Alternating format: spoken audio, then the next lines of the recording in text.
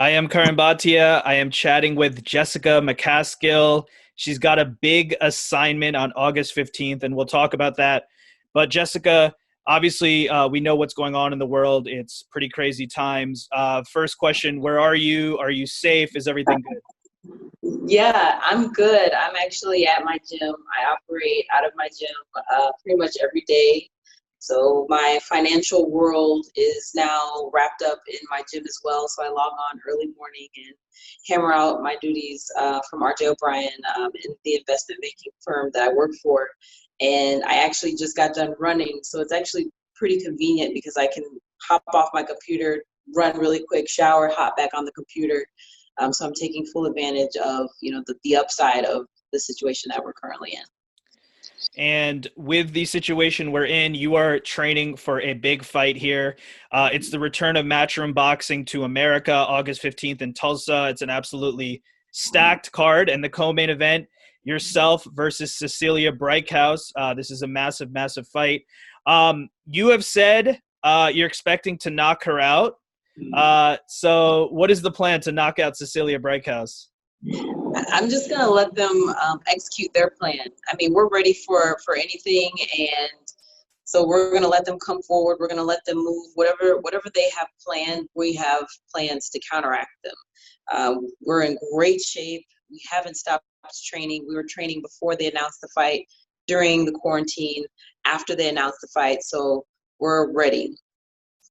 And you said you would knock her out. If you were to make an official prediction, is it going to be early? Is it going to be late? What are we looking for? I'm not sure about that. I'll have to see, what they come out with. I don't have a prediction on the rounds, but we're ready to go. We're ready to go 10 if we have to, but I definitely would say a knockout is coming. And we know the success that Cecilia Braekhus has had in the ring. She's 36-0. She's been in the game for a long time. As I said, she's undefeated. So what are you going to do differently that the fighters that fought her before couldn't do? I feel like, because she's been in the game so long, that could actually turn into a negative for her. The fighters that she fought against, early in her career and even maybe towards the middle of her career are not the same type of fighters that are out now. I mean, everybody has dietitians and strength and conditioning coaches, and they're doing different types of workouts, whereas old school was, run 10 miles and hit the bag for about an hour, and that's kind of how you work. There's so much more to the strategy now with just your fitness and your overall health. And I know that I don't translate well over tape. People will jump at a fight to fight me because they don't understand the power or they don't understand the speed. Because it doesn't translate well over tape, and that's fine. So I think that just being in the best shape that I can be in is going to be what's going to dominate. And speaking of shape, you are unified at 140. She's undisputed at 147. You're moving up to 147. I believe this is your first time fighting at that weight. She's also got a few inches in height. So how important is the size difference in this fight? It's not that big of a deal. I've never fought light in my amateur career. I started out at about 52, and then it was around the 140s. So the first time I fought at 135 was as a professional. And then we moved up to 140, and now we're doing 140, 147, 145 is what we'll be fighting at. So it's just familiar territory for me, and it gives me a chance to kind of reshape and restructure my body at that weight. This is definitely a different 145 than many years ago. So I think it's just giving me a little something to look forward to, giving me, missiles to get ready to launch, things that I haven't been able to have just because of the weight difference. But now that it's there, we're going to see what happens. And so we'll see how you can adjust to that 145 weight. In terms of this opportunity, you've had about 10 professional fights. You're 35 years old, but this is a big event. This is a co-main event for boxing coming back. I know you had the big fight with Katie Taylor a few years ago, but is this the biggest opportunity in your professional boxing career? I feel like since the Katie fight, every fight has been the biggest fight of my professional career at that time. So yes, this is the biggest fight of my career. The next one will probably be, kind of the same thing. But we're ready. And it's all mental. There's probably not going to be a crowd, so we're prepared for that. If they do bring in a crowd last minute, we're prepared for that. We're used to traveling. As you said, we went to the Katie fight over in the UK. That was great. So we're prepared for anything, and we don't mind, the change up. Like I said, it's all mental. And in terms of Cecilia and what she's achieved in the sport, if she wins this fight, they're saying that she's going to break Joe Louis's record in terms of title defenses. Are you aware of that? And do you take pride in possibly playing spoiler into something like that?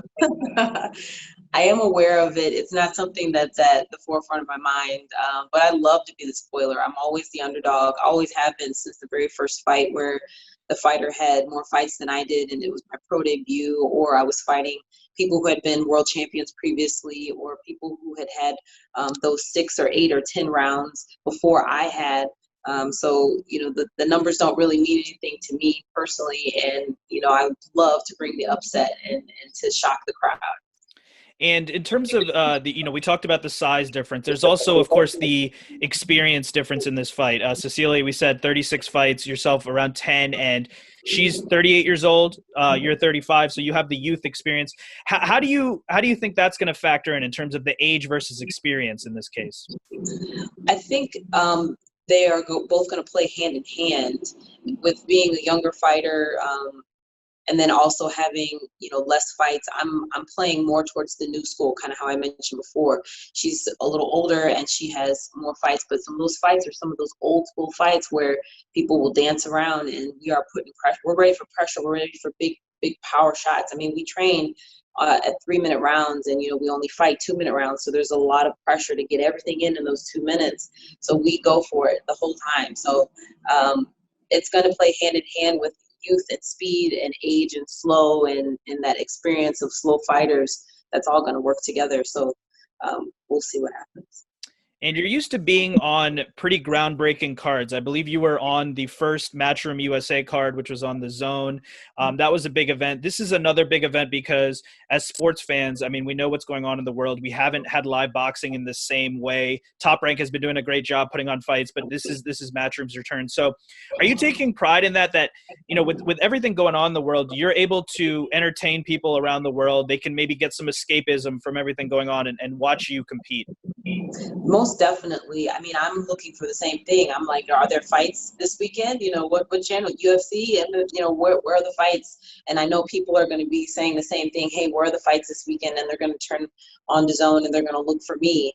So that's really exciting to be able to provide that for my fans, because I do love to reach out to the fans and connect and stay in contact with everybody. And it's just one of those things where, Rick Ramos' management, he's put me in the best position.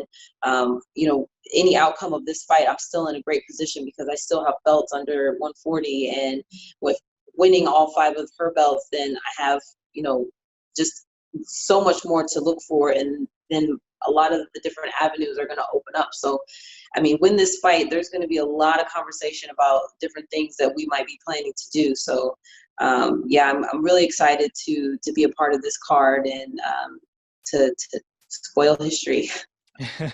And not to look too far ahead, because this is a huge test on August 15th. If you are able to win against Cecilia Braekhus, you'll certainly be on the map in terms of the boxing mainstream, in terms of top of mind for boxing fans. Have you thought about future opponents if you are able to get past Cecilia, who you want to fight? Yeah, the welterweight division is pretty spread out. I mean, there's a lot of things that I can do. I mean, even the Chicago Princess, Summer Lynn, she's 147. She's up and coming. Alejandra Ayala, she's out of Mexico. She's 147. She's got a lot of fights. We even talked about a couple people coming down in weight and meeting me at 147. I don't know if they would, but there's a lot of things that can happen. And of course, there would be a rematch or possibly a rematch. Or Katie Taylor, she can come up to 147. So there's so many things, and it's kind of a chess game of who's going to do what and who's going to call who's bluff, and who really wants to work. And when you did fight Katie Taylor, you mentioned possibly doing that rematch. What did you learn in that loss to Katie Taylor? Fight at home.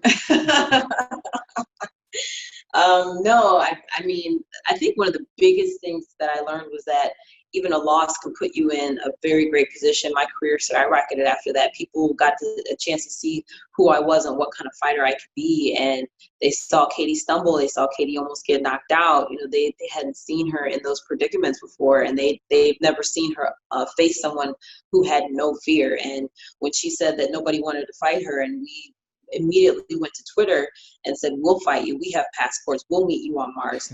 I mean, that's kind of, you know, exactly what the fans want. You know, we want to be respectful at all times for the other people in the sport. So we don't really like to do a lot of trash talking, but facts are we love to fight. And so if it works out for us and for our career moves, then we'll fight. And, you know, we talked about you playing a spoiler in terms of what Cecilia is hoping to achieve in the sport. There's also, when I interviewed Cecilia a few months ago, she said after this fight, she wants to hopefully fight the winner of Taylor versus Serrano. Now, we don't know if that fight's going to happen. There seems to be a couple wrenches in there. But when you hear about her kind of making future plans, fighting the winner, a mini tournament in a way, I mean, what do you make of that? Just that she's overlooking what's right in front of her, and that's when you get hurt, and that's when, you know, things get shaken up, and you don't know what happened. The rug just gets pulled from under you. So that's fine. I don't mind people looking past me at all, because they always have, and they probably always will. And that's when I come in and spoil everything. And with everything going on in the world right now, you mentioned you still have the full-time job and you're training. Yes. For you, it's been an easier transition because you can do it from home and then train. What's the plan after this fight? Do you hope to be in a financial position where you would only be fighting? Do you always plan to have the other job? What's the plan moving forward? I've always had a passion for the corporate world as a young female, just maybe kind of looking up to those corporate 90s women that you saw on TV with the briefcase and the suits. I don't know what it was, but I just have always had a passion for the corporate world, and I enjoy my job. And it's right now, it's working out. It's still working out. So there may come a time where I need to take some time off, or there may come a time where I just need to take a break altogether. But as of right now, I come back from Oklahoma and log into my computer at 6 a.m. and get to work. You know, I don't mind having multiple things. It kind of keeps me mentally strong and keeps me going, keeps me creative, and it keeps me out of trouble. And your journey and your story, I mean, it really is a testament to hard work. I read that at one point you had to battle homelessness. You were able to kind of pick yourself up, and now you obviously have the big opportunity. I know that you've also trained young women fighters, and taught them. So just as you know, and to close it out, would you have a final message to maybe fans and supporters? Everyone's kind of going through a tough time right now, and we know that, you know, like we said, they'll have that chance to be entertained with you fighting on August 15th. Any final message to fans or supporters? Anybody that's going through a hard time right now, just know that there's always a way, and as long as there's a will, there's a way. And it might not be the super happy ending where everything turns out perfect, but just one step at a time, every day, make yourself do it, make yourself go through and do the hard work, and it will come out positive in the end. And when you went through those tough times, you know, trying to find a new way, learning boxing, getting into the game, did you ever imagine that this is where it would be? You know, co-main event on a huge card, national TV. Did you ever imagine something like this? I always wanted to be internationally known. I wanted people to know my name all around the world, and I just prayed that it would be for something positive and not something negative. So this is that coming to fruition. But I don't think I could have, even when I first started boxing, I don't think I saw this far out. I was just trying to, you know, kind of make it through those every days, and make it through sparring, and make it through the training, and then the next level, the next level, the next level, and this is where I made it. And just to close it out, I mean, we know about your work ethic in the gym every day, hard worker, waking up at 3 a.m. in the morning. So we know Cecilia on the other side is also training with Abel Sanchez and Big Bear. So what would be your final message to Cecilia Braekhus, your opponent? Oh, see you when I see you, girl. That's all I got. Jessica McCaskill, I want to thank you so much for the time. Best of luck on August 15th. It's the return of Matchroom Boxing to America. It's on the DAZN in America. Best of luck. We'll definitely be watching, and I look forward to seeing where your journey takes you. Thank you so much. Thanks for having me.